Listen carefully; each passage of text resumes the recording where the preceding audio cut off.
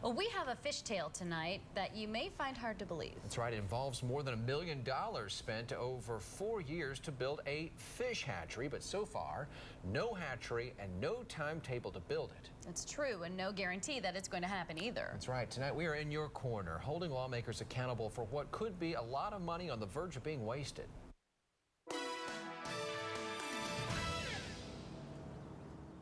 At the end of this road in an Elizabethton industrial park, you'll find a big fence and a big sign making a big promise that this is the proposed home of the Elizabethton Fish Hatchery, a project of the Tennessee Wildlife Resources Agency.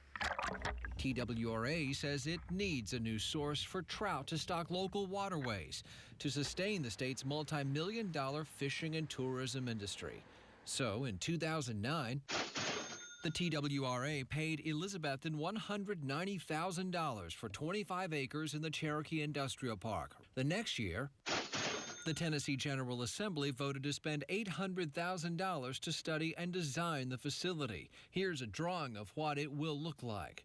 Your money spent so far? Almost $1 million. But after all that time and money, we're just waiting for funding. 4 years later, State Representative Kent Williams is frustrated.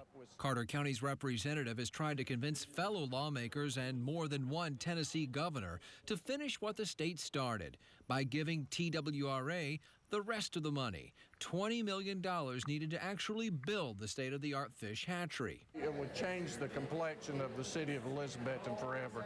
I think it would be one of the most major events ever happen in Elizabethton. But did a political power play put the brakes on the project? 4 years ago, Williams broke with House Republicans. He voted with Democrats to make himself Speaker of the House. The Tennessee GOP hit back. They kicked him out of the party. Kent Williams is now an independent. Republicans, led by Lieutenant Governor Ron Ramsey, labeled the fish hatchery project pork and blocked funding. It did start off as something that one legislator wanted, you know, for his district. Kent wanted this, and it was seen as pork, or it was seen as entitlement and that sort of thing. Earlier this year, Williams tried again, but neither Governor Haslam nor fellow lawmakers budged. There's probably some politics involved, but I would hope we wouldn't let politics, have any part of this. So when Governor Haslam came to Carter County to celebrate completion of another publicly funded project, I asked him why the state, some think, stalled the fish hatchery project after spending nearly $1 million. What's going on with the fish hatchery? I think like a lot of other things that comes up in the budget every year and kind of wrestles with priorities for other things. Are you willing to examine making it a priority? Yeah, I mean, like I said, we're willing to.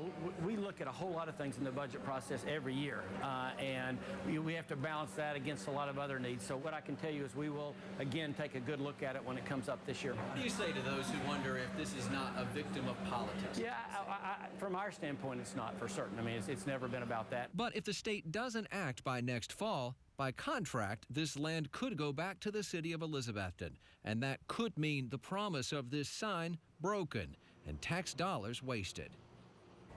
Lawmakers, city and county leaders say now they have a plan that they believe could keep that from happening. They'd like to make the fish hatchery the centerpiece of a larger riverfront development all along the Watauga River.